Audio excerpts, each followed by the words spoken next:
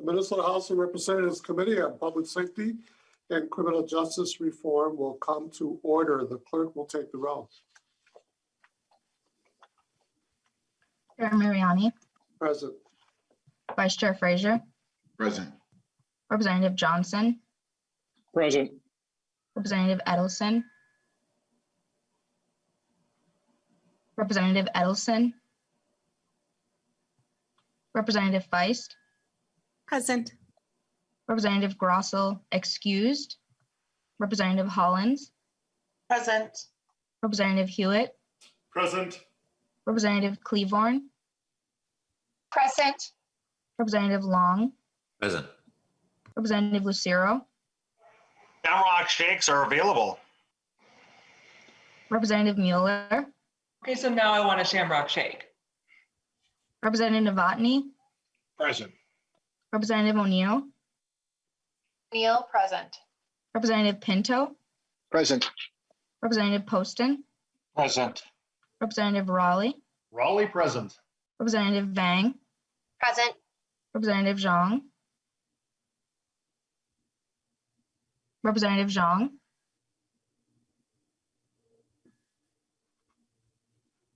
Representative Edelson,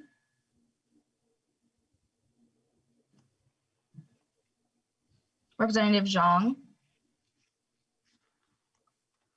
That concludes roll call with 17 present. Very well. A quorum is established for today. This hearing is being conducted remotely on an electronic platform pursuant to Minnesota House Rule 10.01. The public can view House Rule 10.01 on the House webpage. The public can also visit the committee page on the web House site to view information on how to access this hearing with streaming video, as well as instructions on how to participate in public testimony. Members, we have two bills up today, but before we do that, we should adopt our minutes. And let me just double make sure the date. These would be minutes from our February 26th meeting. If any member would be kind to move so, I'd appreciate it. Mr. Chair, I move the minutes to be adopted as written. Very well. Representative Cleavorn moves adoption of the minutes of February 26th. Discussion? Representative Johnson, you're okay with a voice vote on this? Voice vote is fine. Very well. Thank you, sir. All in favor of the motion, please say aye. Aye. Aye. Aye. Opposed, same sign. Motion prevails, and the minutes of February 26th are hereby adopted.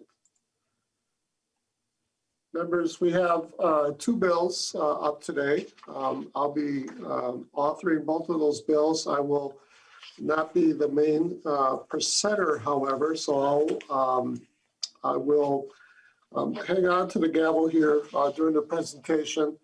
Both bills are in keeping with today's theme, if you will, of State Law Enforcement Agency Policy Day. They come from the Department of Public Safety, and we have a number of public safety commissioners and staffers and directors to walk us through those bills. We're going to lay over both of these bills. They will most assuredly, in one form or the other, be a part of our omnibus bill that we move on in a few weeks here. So with that, members, the chair moves to refer House File 1370 to the General Register. The chair also moves an author's amendment, the DE1 amendment, and members, this puts the bill in the shape that the author wishes it to be before us. And what it is, members, is a number of separate provisions that the Department of Public Safety brought before us, and given the constraints of time for hearings and scheduling discussions as opposed to hearing several bills from the department, I decided that we will put them together into one policy bill for the department. So that's all that is, and we will have department staff walking us through that in a few seconds. So Representative Johnson, are you okay with a voice vote on adopting the DE1 amendment? I am okay with that, but with the DE1 amendment, I want to mention to the chair that there's many different sections of Chapter 253D and 253B, and that would require this bill to go to Health and Human Services. Those are chapters dealing with that. Very well. We'll look at that at some point. With that, all in favor of adoption of the DE1 amendment, please say aye. Aye. Aye. Opposed, same sign. Motion prevails, and House File 1370 is amended with the DE1 amendment.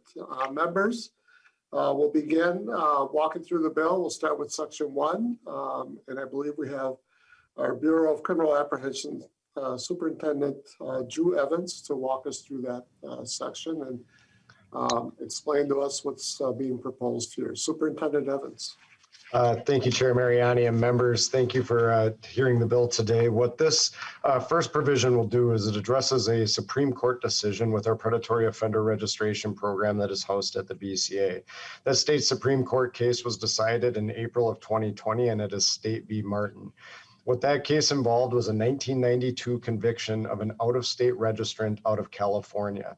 That individual was convicted of sexual battery in that state at that time, served a prison sentence, and after a 1994 amendment to their state statutes was required to register as a predatory offender. As we do in all cases in Minnesota, when an out-of-state offender moves into Minnesota, we do an analysis with the Attorney General's office to determine whether or not that individual is required to register under our current statute, which is outlined in 243, Chapter 243. In this particular instance, what the court found, the Court of Appeals upheld his requirement to register as a predatory offender. Then it went to our state Supreme Court.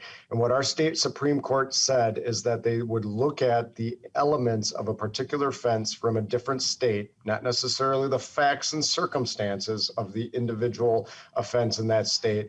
And if those elements do not align, then that individual will be not required to register in Minnesota.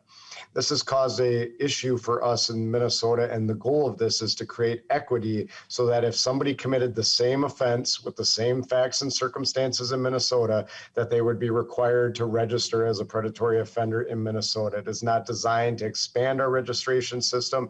It is simply designed to ensure equity amongst those offenses. And in particular with this Martin case, what it found is that we found the most analogous statute to be fourth-degree criminal sexual conduct, which requires an element of force or coercion as an element of our offense. And that element is not present exactly in California, meaning that you would not have to prove that particular element in our statute in California, meaning it does not align. And with our statutes in Minnesota, as you know from all the policy work that you do, a lot of our criminal sexual conduct statutes do not align well with out-of-state statutes, age in particular. We recently had another Court of Appeals decision that is unpublished that had to do with different age brackets for what would create a particular offense in Minnesota that oftentimes do not align with other states. And so again, the entire goal of this change would be to make sure that the same conduct, if it was committed in our state that would require registration, would require out-of-state registrants when they move to our state to register. And what this does is it's a simple change in the statute that it currently says in our statute, the person was charged with or petitioned for an offense in another state that would be a violation of law as described in the paragraphs below if committed in this state.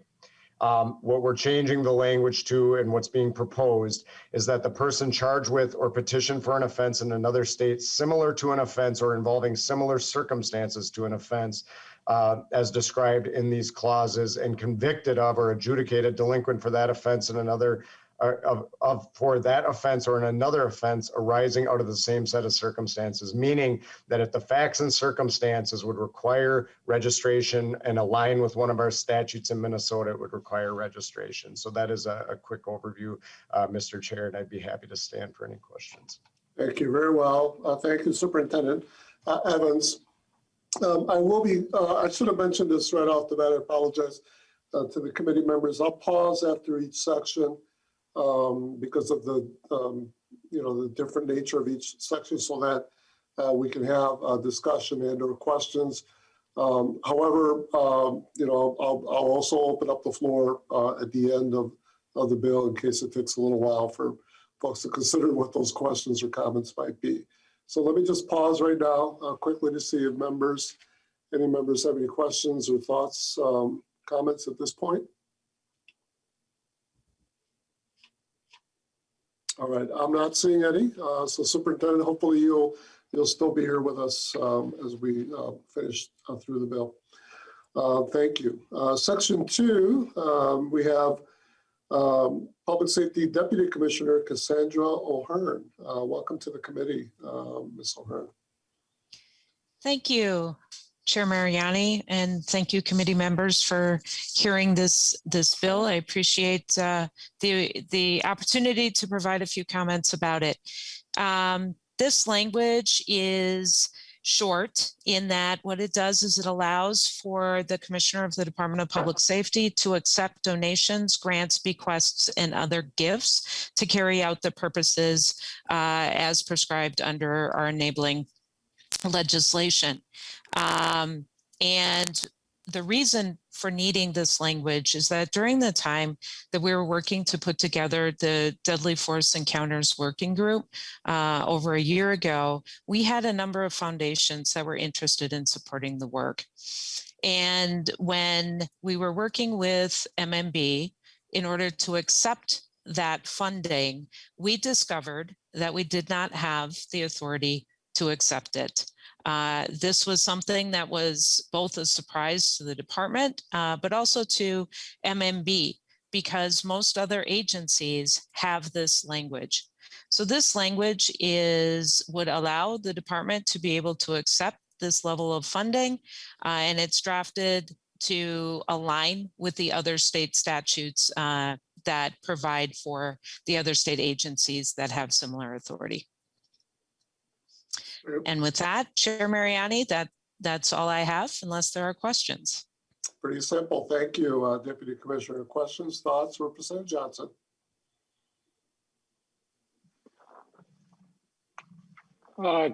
Chair Mariani, let's see, get my screen back up where it needs to be.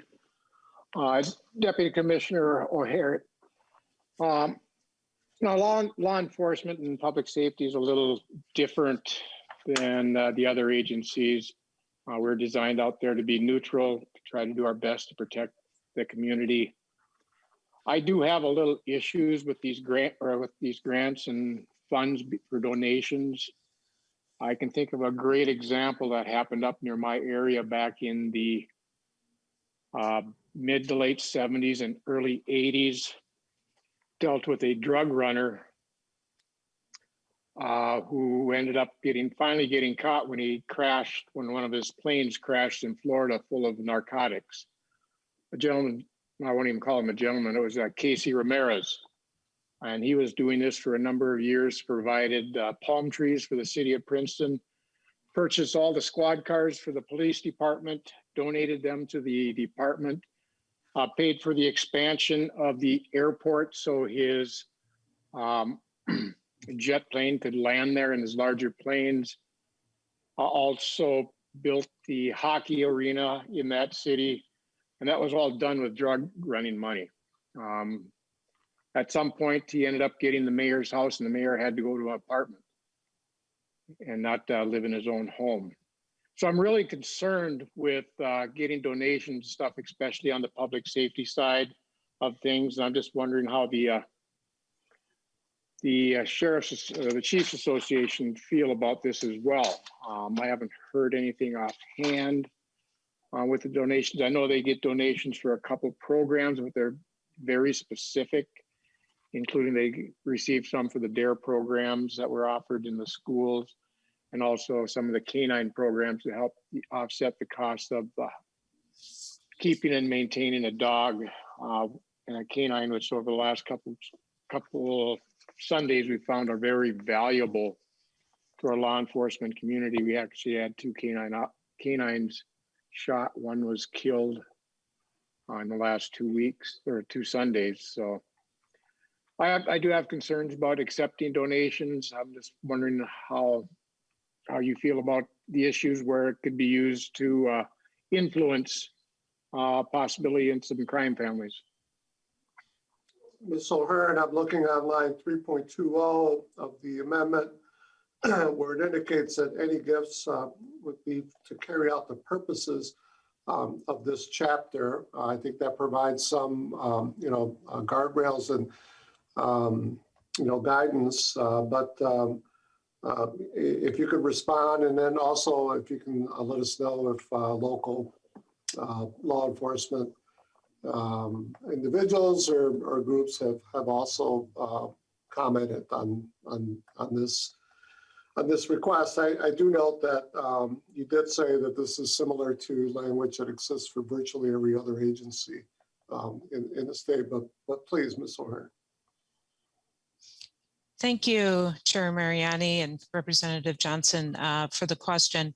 We have not heard any concerns raised from local jurisdictions, the Chiefs Association and the Sheriff's Association. I don't believe it would take away from anything that they're currently receiving, nor would it provide any additional funding to them. Like I said, we have not heard any concerns about that. All gifts and grants and things must be worked through with Minnesota Management and Budget, and there are policies and reporting requirements that are required, and that's true of all state agencies and funding that is received. And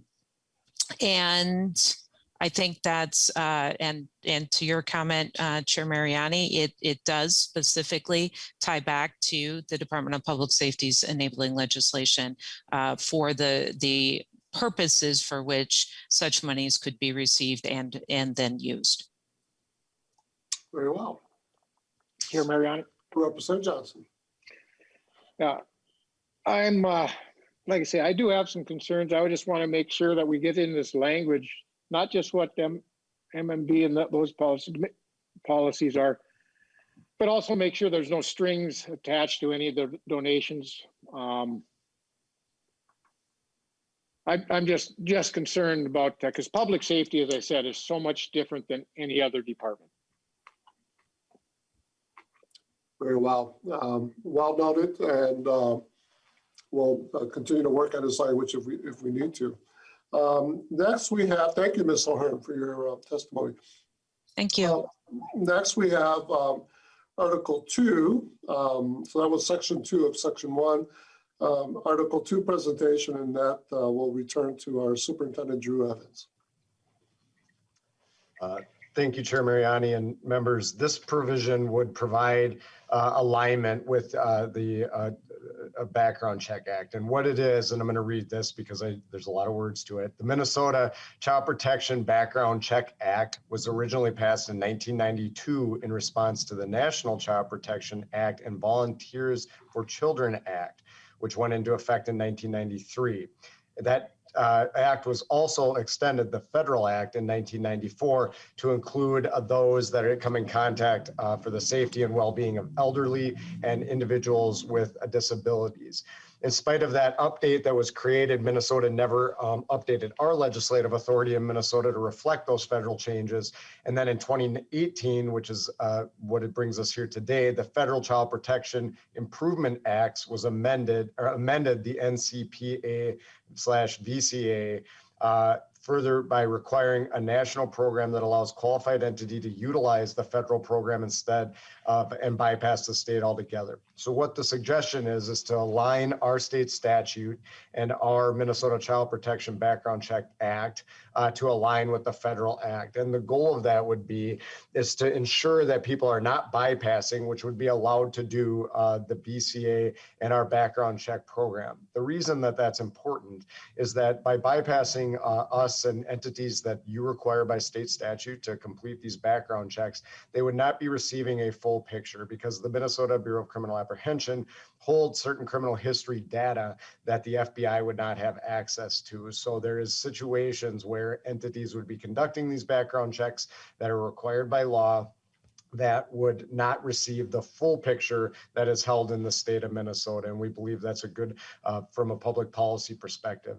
In addition, the Department of Human Services, there has been working, in fact, language that you passed last year, if as a reminder to the committee or those that are not familiar, in order for our background check to take effect and be able to conduct a federal background check, you as the legislature need to pass a law, and then that law needs to be approved by the Attorney General of the United States.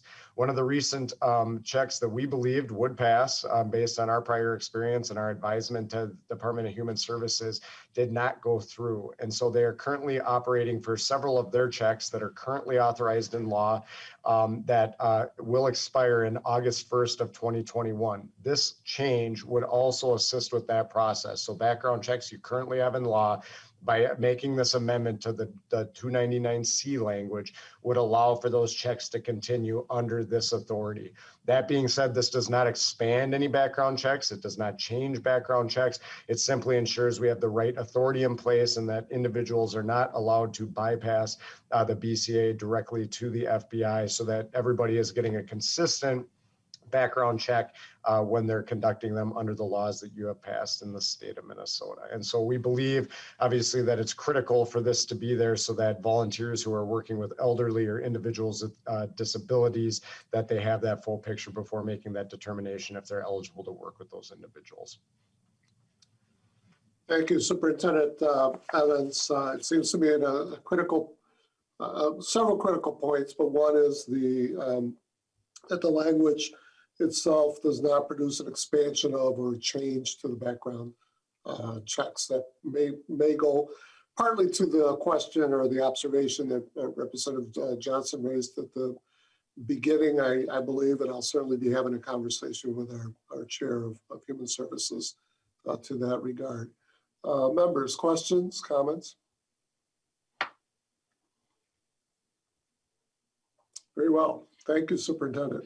The next two articles, Article 3 and Article 4, will be presented and explained by Office of Justice Programs Director Kate Weeks. Director Weeks, welcome to the committee.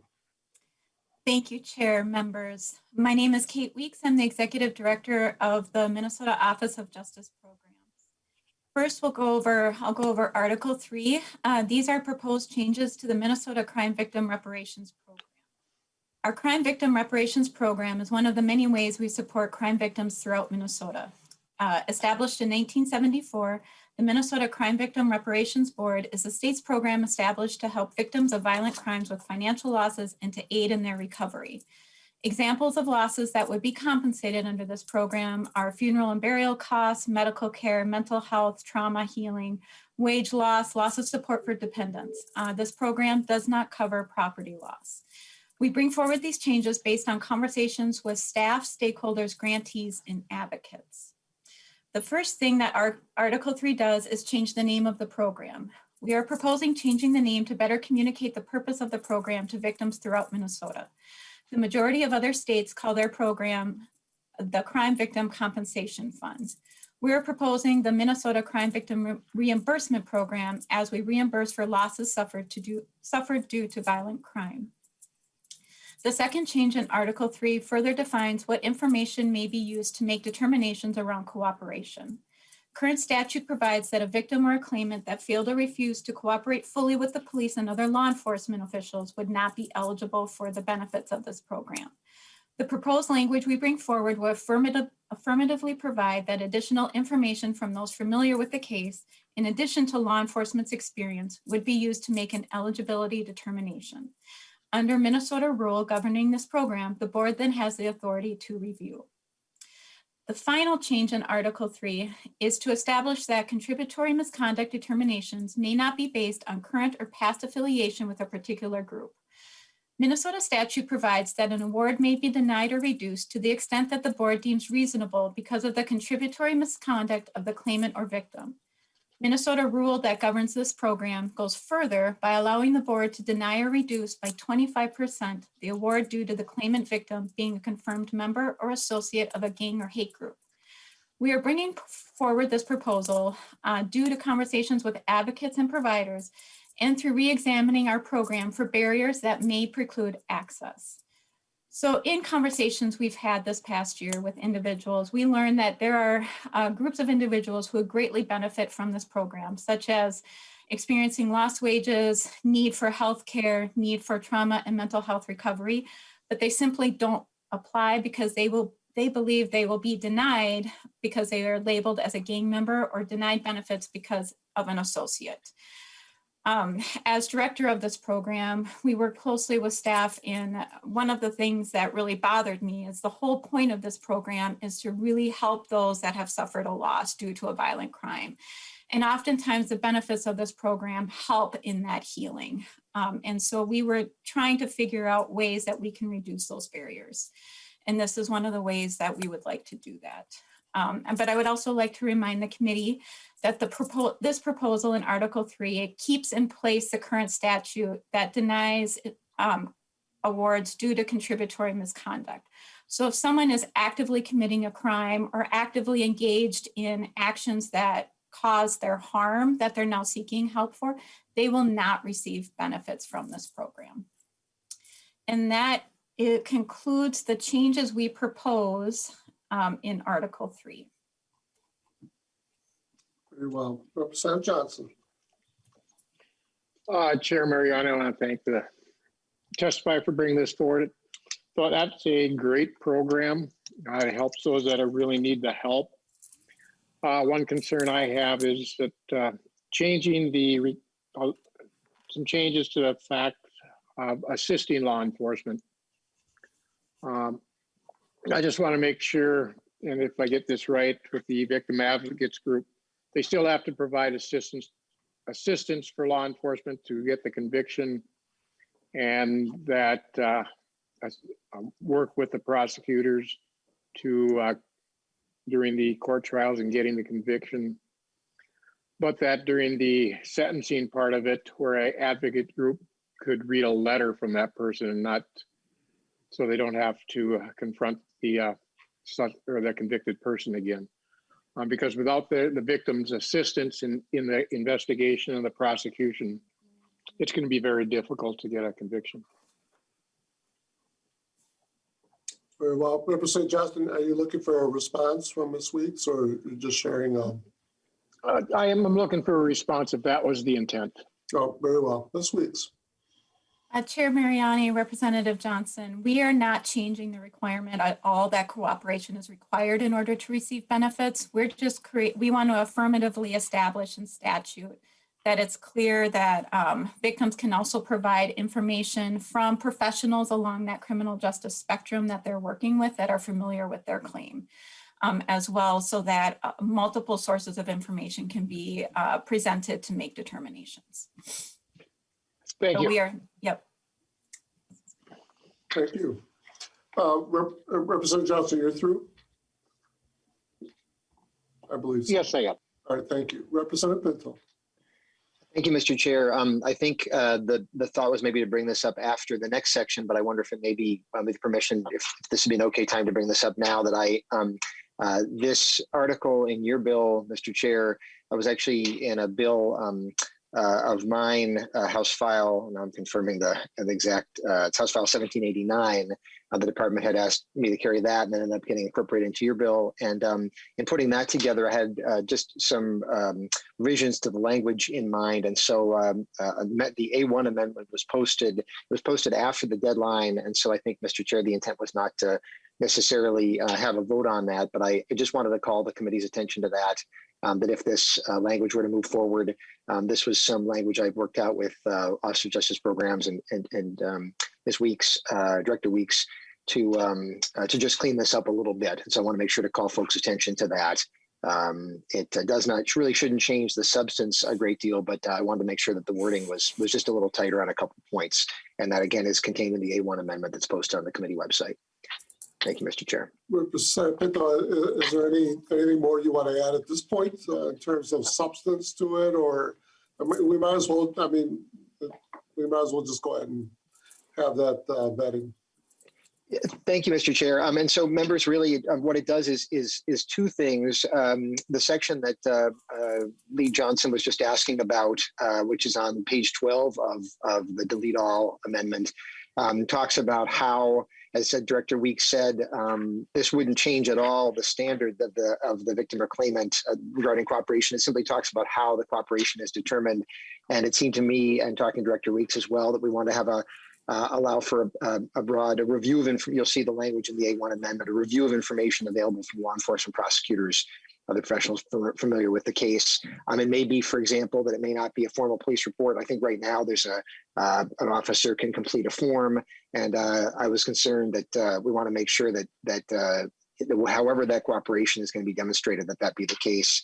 And then on page 13, line 19, the reference that was made regarding affiliation in certain groups, we want to make sure that that again the focus on that is really on the contributory misconduct, and if the claimant has contributed misconduct, that the reimbursement could be denied or reduced, but that misconduct cannot be based simply on the affiliation with the group. So again, this is just some cleanup language in both cases. If it seems appropriate with the chair, and otherwise, we certainly could look to add this on now. And otherwise, I wanted to highlight it so that if it does move forward, we could make sure that it's included at that time. Yeah, we're gonna lay this over, so I think it's appropriate for us to just to technically make sure we're sound, that we can move on it at that time. I'm wondering if Ms. Weeks, anything you want to add to Representative Pinto's comments and to the A1 amendment? Chair Mariani, members, I don't. We've been in close contact with Representative Pinto and will continue to work with the committee through this process. And so, Ms. Weeks, no advice or thoughts to the committee on these issues, or you're still collecting your thoughts on it, I suppose, or the department is? With Chair members, we believe that Representative Pinto's amendment does not change the intent of what we're trying to accomplish. So we are fine with the amendment. Got it. All right. Very good. Thank you. Thank you, Representative Pinto. Thank you, Mr. Chair. And again, I want to make sure to highlight it for when it does come up, just to make sure we didn't drop it. So, yeah, and I developed it in concert with the office, and so I guess yeah. So I'm glad to know that it's approved in that way. Thank you. Good. All right. Article 4, Director Weeks. Chair members, Article 4 provides updates to post-conviction crime victim rights provisions. The Office of Justice Programs Crime Victim Justice Unit performs the role of crime victim ombudsman for the state of Minnesota. Crime victims have a number of rights outlined in Minnesota statute that our office works to educate, train, and enforce. The following changes come from our work with victims and the criminal justice system in ensuring that these rights are known and upheld. First, the proposed changes in Article 4 ensure that victims understand that their rights to be notified of certain post-conviction rights like expungement and civil commitments, and what steps need to be taken to receive those notifications. Crime victim rights in Minnesota happen along a continuum during the criminal justice process. So this is looking at ensuring that victims know of their rights during that process. Article 4 achieves this by requiring prosecutors to provide notice to victims of their post-conviction rights at the same time that they provide their current notice of the disposition of a case. And then subsequently, Article 4 eliminates the requirement for the courts to notify victims of these rights, as the court generally does not have victim contact information. In order to support this change, OJP will create a model notification to be used by prosecutors. The second change that we are proposing in Article 4 clarifies current provisions related to victim notification concerning civil commitments to make clear in statute that the prosecutor in the county of conviction notifies the victim of the petition for a civil commitment, that the Department of Human Services notifies the victim upon release from civil commitment, and the Department of Corrections notifies the victim of release from prison. The responsibilities and steps the victim must take to receive these notifications does not change. It's just making clear who is responsible for which notification. Chair members, that concludes Article 4. Very well. Representative Hewitt. Chair, my question goes back to the previous, just some clarification, but I can wait till the total end if that would work better for you, or do you want me No, that's fine. Go for it. Ms. Weeks, I'm new to this whole public safety part and policy, and maybe Representative Johnson can help with this because he has experience in this, but I'm a little confused. So if a victim of sexual abuse does not cooperate, like a child or an adolescent, with the prosecution, they will not be entitled to any kind of services through the fund. Is that what I'm hearing, or am I getting this wrong? Ms. Weeks. Director Weeks. Yeah, Chair, members, Representative Hewitt, the Crime Victim Reparations Fund does provide services to victims of sexual assault and their families. So this wouldn't change any of those, that eligibility. Representative Hewitt. So even if they could not, just for psychological reasons, cooperate with the prosecution or with the investigators, which I know is, and I get it, it's real hard to prove a case, but there's other circumstances here, they would still be eligible for funding or for help through the fund. Ms. Weeks. Director Weeks. Yeah, Chair, Representative Hewitt. Yes, actually, the changes that we're proposing in this legislation actually probably ensures even more that benefits would be eligible, because we're allowing other people that would be supporting that child and that family to also submit information about cooperation.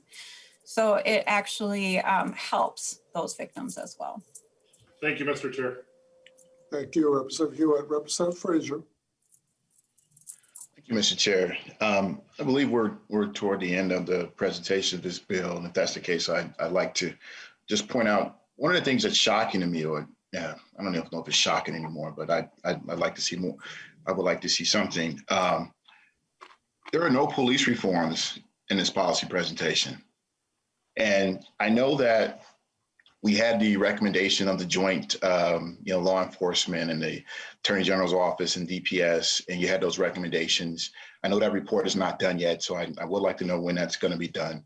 But that report was before we had a global event in this state, right in the city of Minneapolis, sparked protests around the world, seeing a lot of change in other states. But I'm very concerned that this policy proposal doesn't have any reforms, not one, that can speak to this moment that we're in with a sense of urgency that we need right now for the members of the communities that have been harmed. And I know that, I think Mr. Evans, you sit on the post board, so you could bring some recommendations in that perch to the post board. That's one way you could do it. But I'm just curious as to, are we going to see any recommendations? Yeah, Representative Frazier, I had a conversation with the commissioner yesterday making the same observation about this. Oh, there's the commissioner. Very well. Good. Commissioner, I believe this one's better directed at you. I was just starting to say that you and I had a quick conversation last night where I made pretty much similar observations, Representative Frazier, and not knowing what the intent was of the department in terms of continuing or bringing forward any proposals in addition to these policy proposals before us. But I believe you've heard the question, and welcome, and please provide your thoughts on this. Thank you, Mr. Chair. For the record, I'm John Harrington. I'm the Commissioner of the Department of Public Safety, and I was one of the co-chairs of the Deadly Force Encounters Working Group with Attorney General Keith Ellison. As part of the Deadly Force Encounters Working Group, there were 12 action steps and 28 recommendations that were part of a proposal that we launched actually last year. The final report has been held up due to COVID, but we met with the entire working group last week to try and make sure that we were all on the same page with that. Since the working group's proposals have moved forward, I can tell you that there were 4 proposals that involved the post board, and all 4 of those have already been enacted during last summer's special session. There were 15 proposals for the Department of Public Safety. 7 of them have already been completed. 3 are in progress, and the 5 that are outstanding were things that required additional funding that the Department of Public Safety did not have, such as a statewide study and implementation of body cams across all police departments, creating a sentinel group that would do like the National Transportation Safety Board, who would review all deadly force encounters to make sure that they could be reviewed independently from the criminal investigation and or the police investigation. There were 12 for the legislature, 8 of which have been completed already. The 3 of the ones that are outstanding are in fact things that once again required some additional funding. Of the 12 action steps, 9 have been completed by the Department of Public Safety, and there are 3 in progress at this time. And we are continuing to have conversations with both the working group and with community agencies to look at what next steps there shall be. So one example of this was that we changed the deadly force statute in and of itself in last summer during the special session. That change went into effect. In fact, I think it went into effect Monday. March 1st was when that change went into effect. And we spent the last several months working with law enforcement and the post board to create the training to make sure that all departments would have adequate training on that by the March 1st deadline, which we did accomplish. I certainly recognize that this bill, which has been more focused on, for example, missing and murdered Indigenous women, sex crimes, and other cases, has shifted from the Deadly Force Encounters Working Group. But I certainly can support and would be happy to engage with you and your committee what other next steps you would like to see beyond the 28 recommendations and the action steps. As I said, many of them are still in progress. We're in actually operational plan with some of them, including, for example, the independent agency within the BCA, the victim services representative at the BCA. So many of those things are already done, and we're open to having a conversation about next steps and where else we should be going with this. And so, Commissioner, I'm sorry. So, Commissioner, the working group is still meeting, or are they the working group you referenced, the Deadly Force working group? Are they still convening?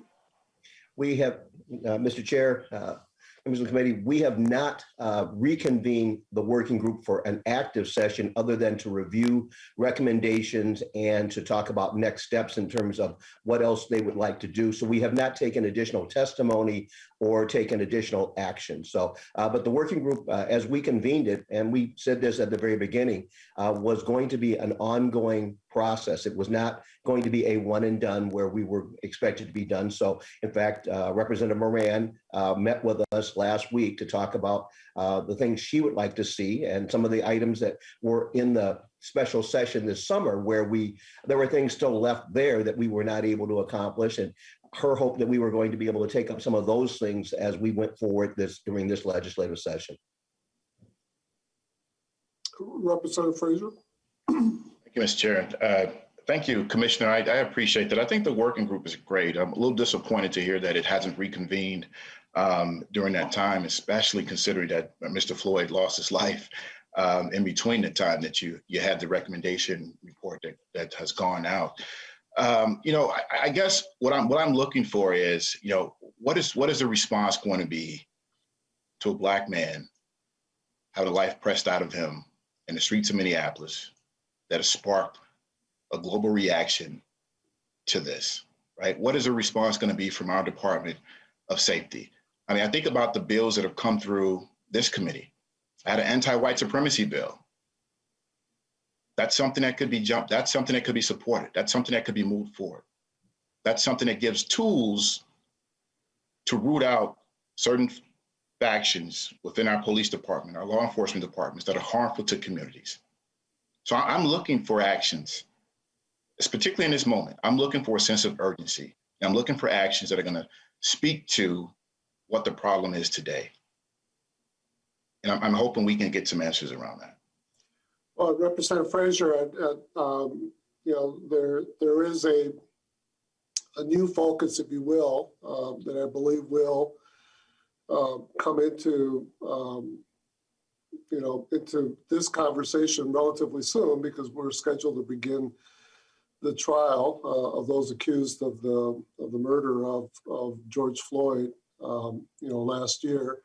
I fully anticipate that the kind of questions that you and others are posing, and I've had them posed to me as well recently, are only going to sharpen and come from lots of places. I fully expect there to be national focus on, the trial in Minneapolis.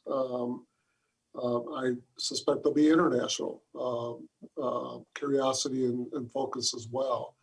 And I do think it is critically important for our state to be able to have a strong, determined response, to those questions that are strong and hopefully reflect, a good commitment that cuts across both the executive branch and the legislative branch, working to modernize our statutory approach, as well as, as the commissioner shared, to be able to be very assertive with the use of our existing authority through, administrative law and executive actions. Mr. Chair? Commissioner. Mr. Chair, Representative Frazier, I can say that, the bill that your committee pushed through during special session, at the time we pushed it through, most states had done reducing or eliminating the chokehold and requiring officers to intervene. We did that, sanctity of life, changed the deadly force statute, incorporated a police response to mental health, increased police accountability through the post board, increased community participation in the post board, and so much more. The special session bill that wasn't in no small part in response to the murder of George Floyd was 3 or 4 times as expansive as any other legislation that I've seen in the United States during that time frame. And we'll, in all candor, it doesn't go as far as we would like it to go. But there was a point where we got as much as we could, we thought, during the special session in that summer to try and get something in law as soon as possible. And then we moved into trying to move into implementation phase so that it wasn't simply a law that was on a book, but was in fact a law that actually had actual real activity behind it. So trying to get more body cams out there so we can hold officers accountable and also clear officers when they're doing the right thing. Making sure that all officers understand that whole idea of sanctity to life and that they have an absolute duty to intervene if another George Floyd situation was to come up, that they have a legal duty to intervene and that to not do so is actionable. I am absolutely committed to working with your committee and others to look at what other next steps we can do.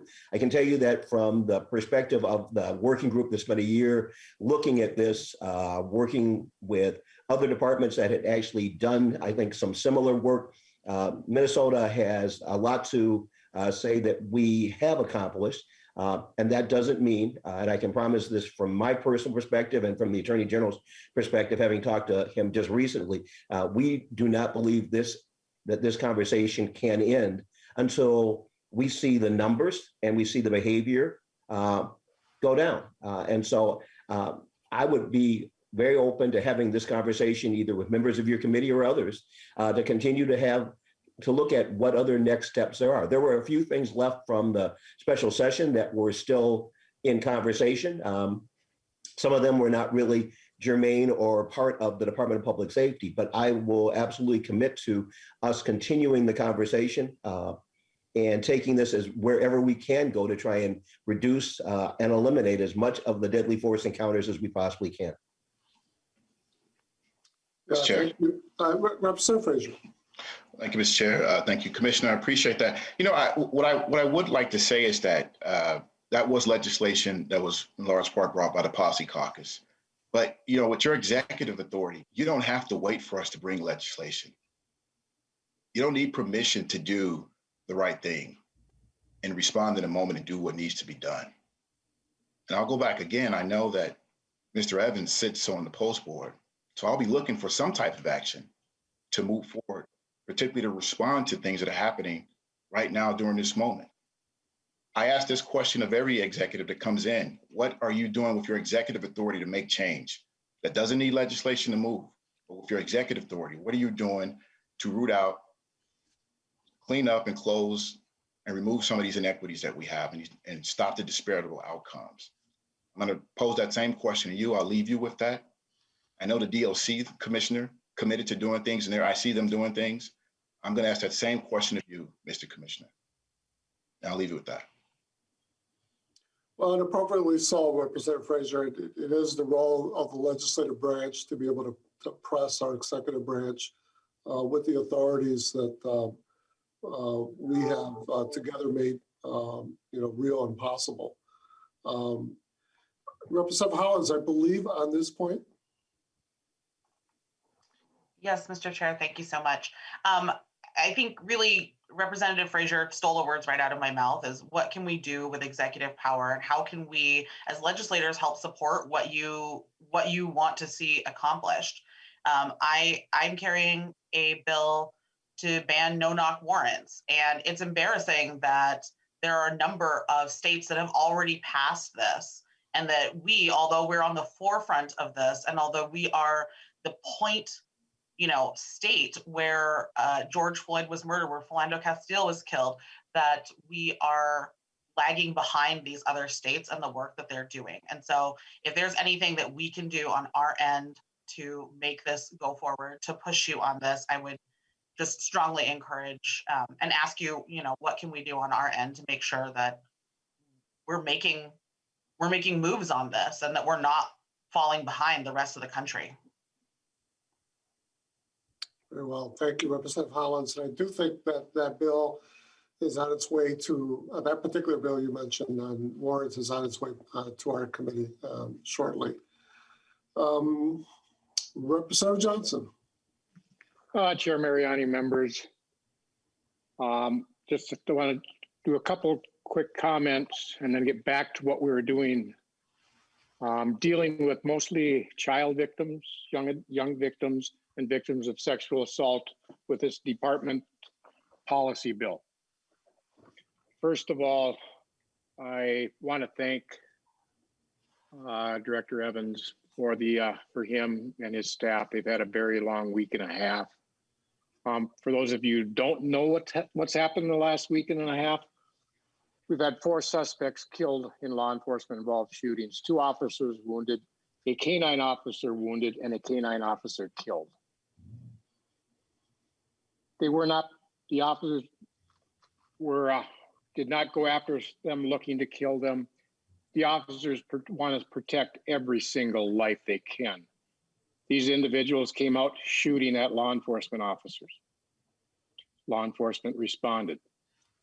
They didn't want to do that. It changes their life forever. I've been involved in an officer-involved shooting, and I will tell you, it changes your life forever. And I'm also disappointed what I heard here from Representative Hollins, asking the executive branch to do our duties. Very disappointed. Because you can't get something done the way you want to. You want the executive branch to do it. That's our responsibility. We give them limited authority to make some rules and rule changing, but that's our responsibility.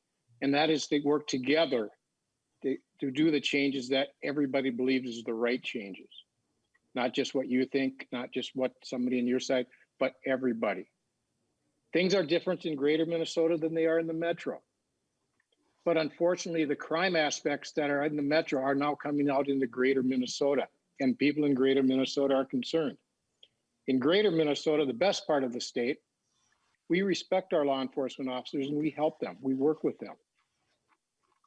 Unlike down here where they're trying to destroy the law enforcement community and you have crime going skyrocketing and those individuals are coming into our neighborhoods and we're frustrated. But I'm gonna get back to what we came here to do, and that's to talk about the department policy bill, mostly dealing with children, mostly dealing with victims of sexual assault. We want to help those victims the best we can. And this bill does a lot of that. But unfortunately, this is a section that, because it makes changes, makes requirements for health and human service personnel under their purview on 253B and 253D, this section this is the area that needs to go to HHS for review. And I'm going to ask the chair as we move this forward, that we move it without recommendation at this time to Health and Human Services so they can deal with those issues and send it back here so we can finish the bill. Thank you. Representative Johnson, I will certainly be communicating with the chair of Human Services. I did emphasize Superintendent Evans' testimony of the changes not expanding or deepening or changing our checks, background checks. But if those chairs wish to see this bill, I will certainly honor that. We're going to be laying this bill over today, so we're not going to move it. I think your observations just evoked a few responses, so I do want to get to those in a second. I do want to remind members that all members here are representatives of the people of Minnesota, and so it's not just our ideas that we bring. We also bring the advice and counsel and often the desires of the people that we represent. And I certainly do think it's absolutely appropriate that we use all our tools that we've created here, and passing statutes, making statutes, and formal lawmaking in that way is only one of the things that we do as being responsible for the governance of the state. It's absolutely appropriate for members, especially for the legislative branch, to constantly press the executive branch to be able to exercise the authorities that have been conferred upon it through prior legislation. But with that, Representative Hollins. Thank you, Chair Mariani. I'll be very brief. Representative Johnson, I believe it is directly in the post board's purview to regulate policing, and asking them to do their job is not unheard of, and it's not inappropriate. They can regulate things like no-knock warrants. We know this is true, and that is exactly what I'm asking of them. No more, no less. Thank you. Representative Frazier. Thank you, Mr. Chair. Yeah, I was going to respond to that too, but I think Representative Hollins did a great job of responding. We're asking the executive branch to do what was within their authority. Nothing more.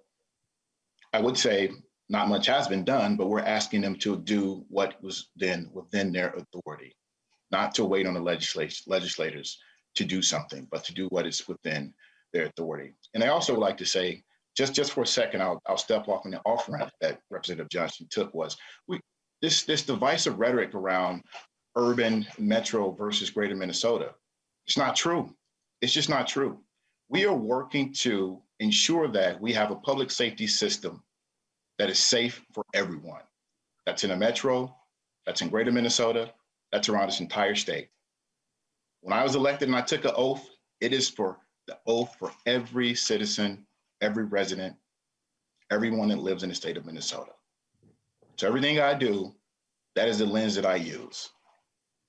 Not to harm anyone, but to make lives better for everyone within this state. So I'm tired of this divisive rhetoric and this pitting the metro versus greater Minnesota. It's just simply not true. And that's not what we're trying to do. This committee is here to create a system that is safe for everyone. Thank you, Representative Frazier. Representative Pinto. Thank you, Mr. Chair. And I just, I want to agree with those comments just made. And in particular, there was one phrase that I heard Lee Johnson use that I guess I thought that particularly concerned me. I want to make sure we identify, which is what I heard him say is that people in the metro are, quote, attempting to destroy law enforcement was a phrase that I heard. And I will just note how problematic and concerning I think that is to an extreme degree on many, many levels. And I'm kind of imagining flipping that around and a statement going in different directions. I won't even say the different formulations I have in mind, but I'll simply note some statements that could be made about some groups in our society attempting to destroy other groups. I think that is not acceptable. And I would really ask that language like that not be used. Thank you, Mr. Chair. I do agree we need to be careful with language that, could suggest to Minnesotans that we should be separate from one another. I certainly did work and will continue to work, Representative Pinto, to make sure that we're hearing diverse voices throughout the state. We had a powerful, I thought, series of hearings a couple of weeks ago where we reached out to diversity of people within geographic parts of the state that we don't often hear from because of distance and those kind of issues. And I thought it was incredibly powerful for us to be reminded of the big differences in diversity of our state. And quite frankly, I learned a lot, and I was also encouraged by more by what we have in common as opposed to those things that we don't have in common. And I'm awfully proud of many of our law enforcement folks out in greater Minnesota that I don't often get a chance to hear, just as I'm proud of those that are here, as well as community members who are expecting a good accountability from all law enforcement communities. Representative Cleavorn.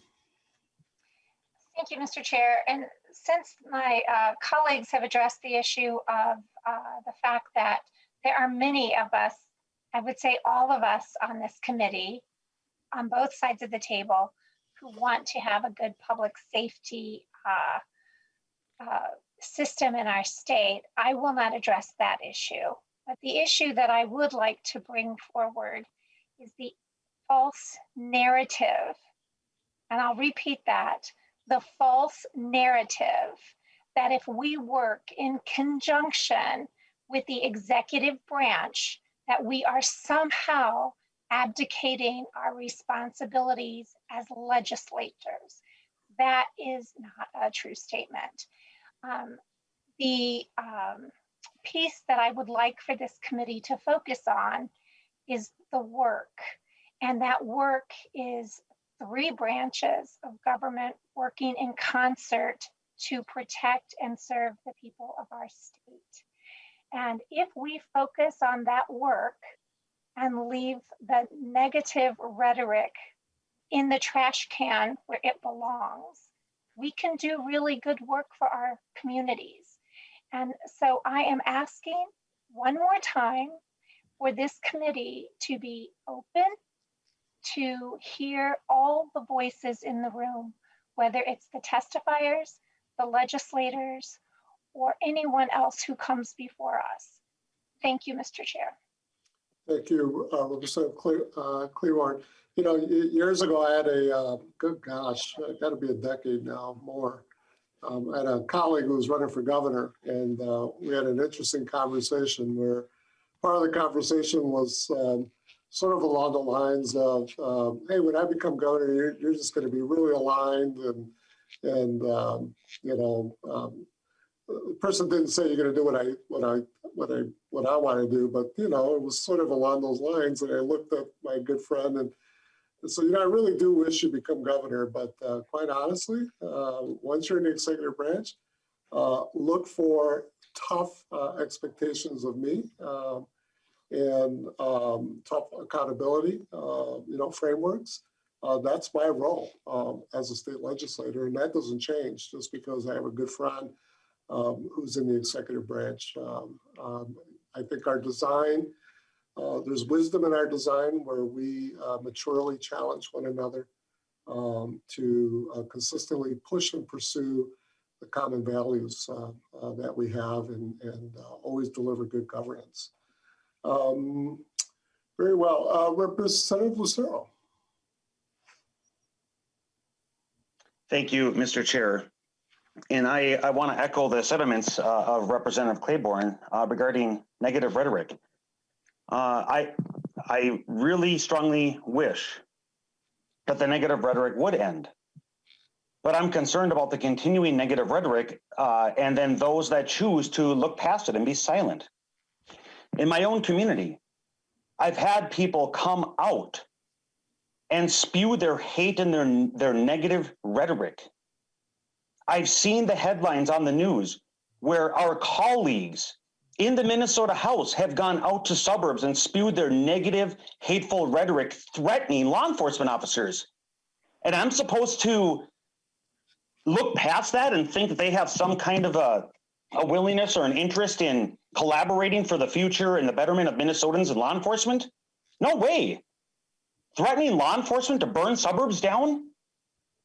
When I see Governor Walz allow the attack to happen on our Capitol and then call Republicans everything about Republicans, I can't remember the exact quote offhand, but something about Republicans had bad ideas. Is that a negative rhetoric? That's the kind of stuff that we in the legislative branch, and we're supposed to have confidence in Governor Walz and the executive branch and their decision making. No, the negative rhetoric has come from Governor Walz and those that are emboldened to be the copycats of the negative rhetoric. It's so incredibly frustrating and disingenuous. Thank you, Mr. Chair. Thank you, Representative Lucero. I certainly would join you in challenging any of our members that would, if at any point, suggest that, violence is something that we ought to engage in. I certainly do not join in, attacking our public servants, whatever stripes. I will always expect strong accountability from them all, but I think we probably have more common ground than that. With that, members, we're Chair Mariani. Representative Johnson. I'm going to ask all the members if we can get back on track and get to work on these bills because they are important for the victims of crimes. And we are running short on time to do the next bill. Very well. Good advice. I was going to move us forward here. I do want to thank the department for bringing us a series of bills that does, I think, some good work on victims' rights. As I mentioned, I did have a conversation with the commissioner that these kind of issues will certainly come up before us today. As at this point, these are the only policy bills that are coming forward. With that, members, we will be considering these proposals again shortly as we put together an omnibus bill out of this committee.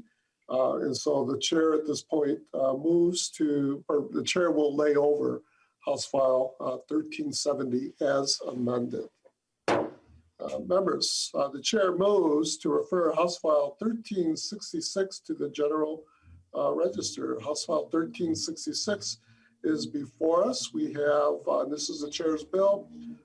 This is a bill that comes from our Peace Officer Standards and Training Board. And to tell us about the bill are both the Post Board Executive Director, Eric Missel, as well as the Post Board Chair, Chief Kelly McCarthy. Welcome to you both. Please state your name for the record and tell us about House File 1366. Thank you, Mr. Chair. My name is Eric Misselt. I'm the Executive Director for the Minnesota Post Board. I appreciate the committee's time, and I will try and keep this as brief and succinct as I can. So the first section 1 of the bill refers to the data practices section regarding licensing data 13.41. And what that is a request by us to change certain data from private to public, and then and also protect some other data. So this subdivision classifies data that identifies a licensee's employer as private.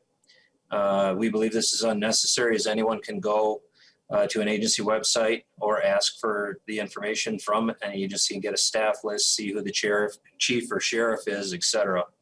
For example, currently when the Post Board sends out data requests and information as innocuous as the annual data on complaints or policy compliance to the public, we have to redact the name of the chief or sheriff or individual that submitted that data because of this statute.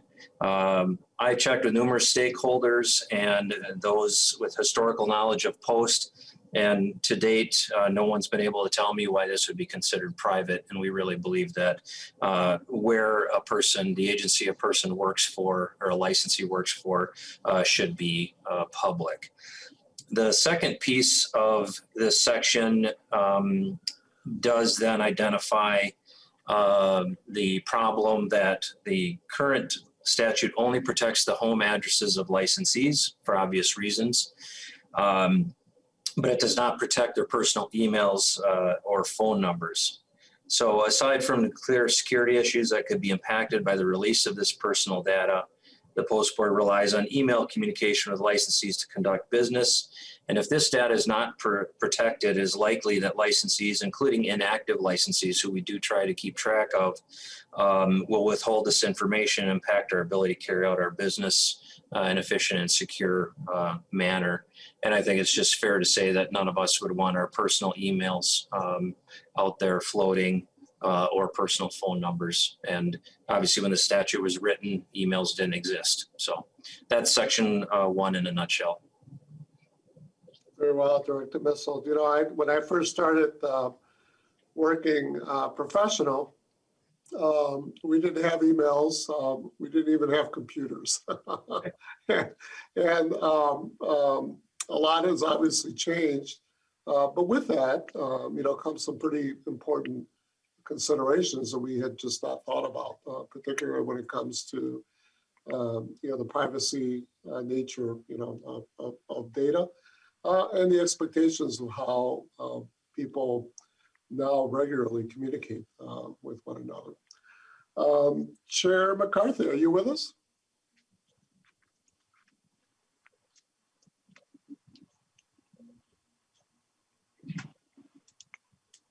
I don't see her on the list. She may not be with us. All right, very well. Representative Johnson. Chair Mariani, Director Misselt, thank you for being here. I just wanted to point out the one issue with section 1 that we just went through, dealing with quite a bit of data. Dealing with chapter 13. My suggestion to the chair is to have this bill sent over to Judiciary to deal with this. I don't want to spend a lot of time on the floor when it comes forward, because with chapter 13 and the changes in the data that's turned to private and data that's currently private turned to turned to public data, I think the Judiciary Committee dealing with chapter 13 needs to hear this, at least this section. Thank you. Thank you, Representative Johnson.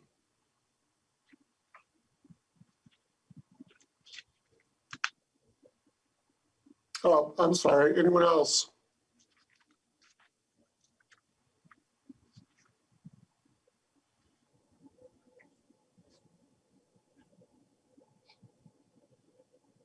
And I apologize, members, I'm actually checking with staff around this issue of judiciary and private data.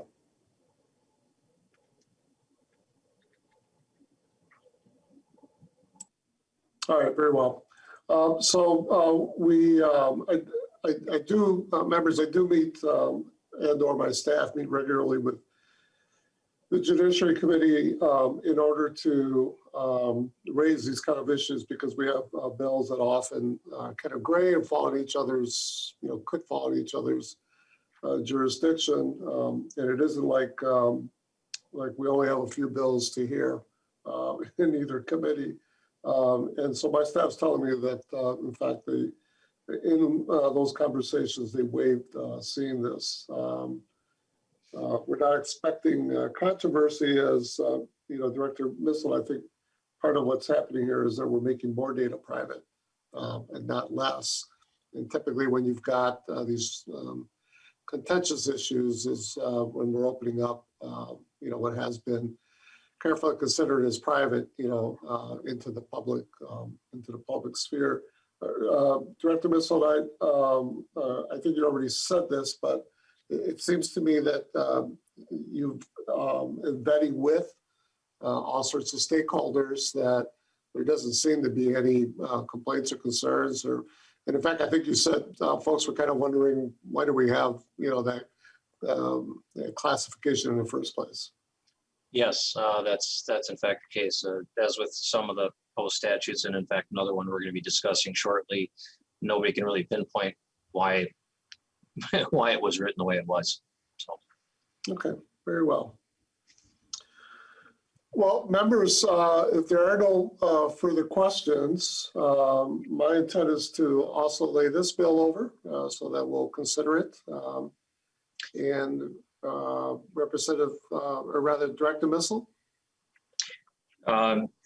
So next section, that's what you'd like me to cover then, Mr. Chair? I'm sorry. I should have, I was picking up on a cue from you, but I couldn't quite figure it out. There is another section, isn't there? There's a couple more, yep. Yes, Director Missel. No worries. Okay, so section 2, really this one is just cleaning up chapter, 214, statute 214.10, subdivision 11. During the reform legislation was passed last year, it was passed that the Complaint Investigation Committee, which currently is 3 members of the board, would move to 4, with 3 peace officer members and then 1 public member.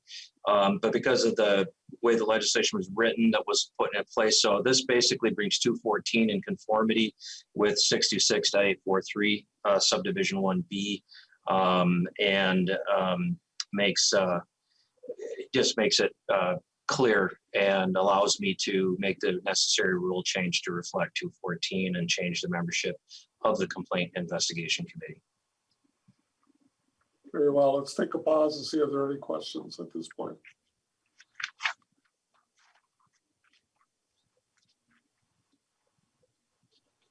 All right, clear as mud, Director. All right, section 3, this deals with 626.842, which is post-board terms and vacancies. Under chapter 214, board members are automatically continue when their terms expire if the governor's office does not appoint a replacement.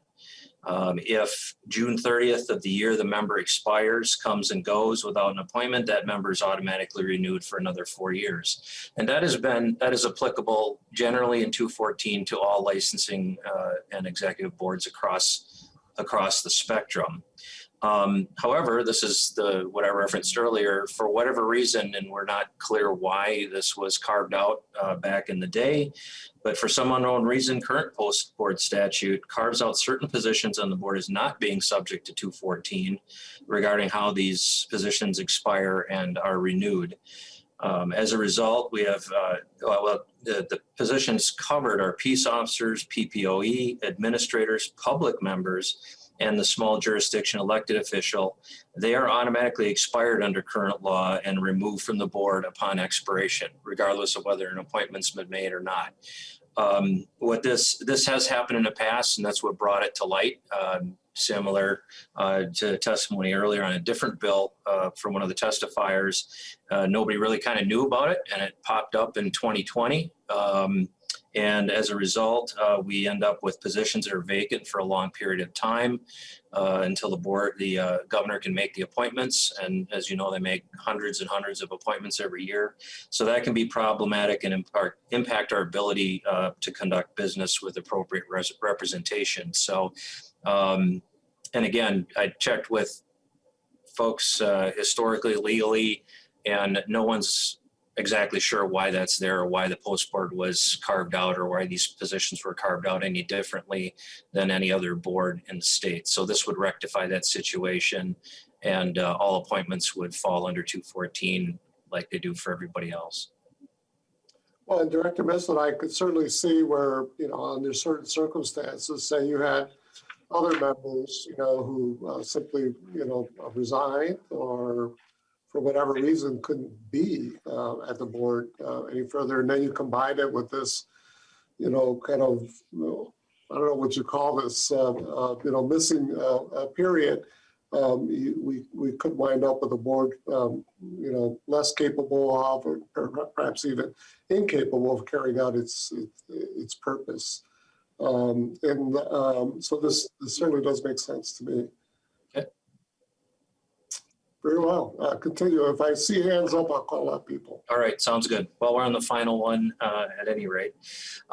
So the final section, and of course I lost my place. Okay, yes. This one's very straightforward. The advisory council appointments for the new advisory council was created in the reform legislation.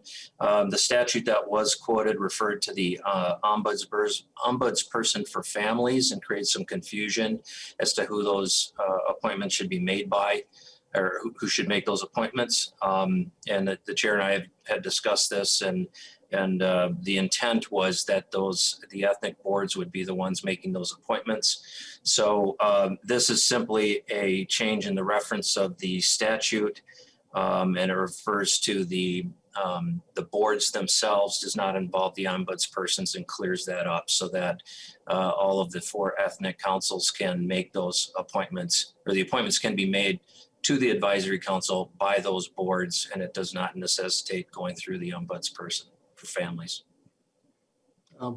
Well, and as one of the original architects of the language, that was certainly my intent. We wound up, unfortunately, creating, as well you described, unnecessary several steps here. With having the wrong, if you will, citation of, who's appointing, because those bodies are reporting and relating back to those ethnic councils at any rate. Very well. Members, any questions, thoughts, comments? All right, Representative Frazier.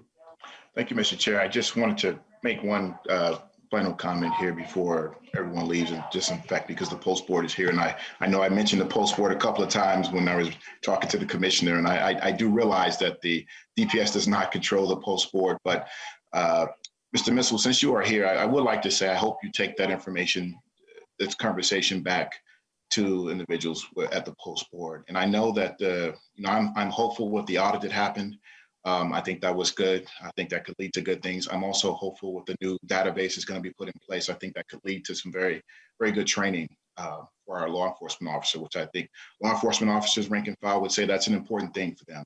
I think it will lead there. I think we can get there with that database. And I will say with the community board that we have now, I think that is also very, very positive. And I know that they are bringing some recommendations to the post board, and I'm hoping that the post board will act on those in a timely fashion. I know there's some recommendations around First Amendment issues, and I know there's recommendations around anti-white supremacy as well. So I'm hoping that those things will be taken up and discussed and moved on in a timely fashion. So thank you for being here. Well, Director Missel, I think the board has a meeting coming up soon. Is it this month or next month? I can't recall. The next scheduled meeting is April 22nd. Okay. The advisory council did pass out of the council meeting yesterday a request for an earlier meeting to consider some of the proposals that came out of the advisory council. Chair McCarthy and I will be discussing that.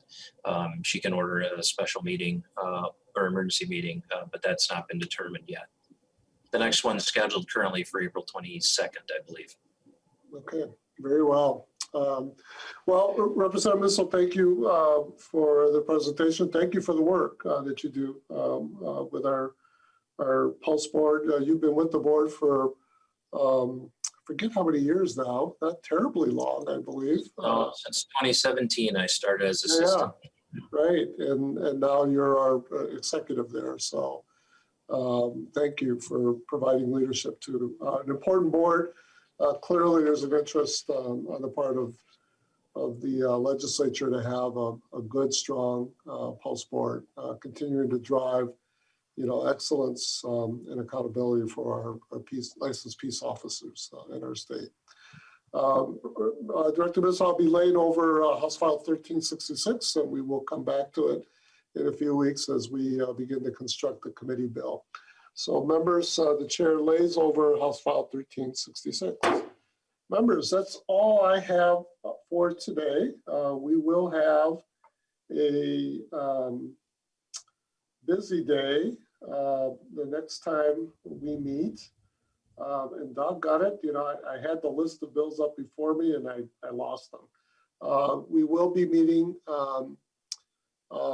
in our regular meeting time, and then we're going to have an evening meeting as well.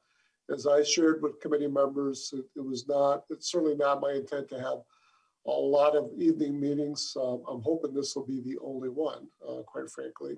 Some of you who served in the past know that we had quite a few evening meetings in the last 2 years. The physical nature of those meetings as opposed to this virtual made that possible, and I think to a large degree desirable.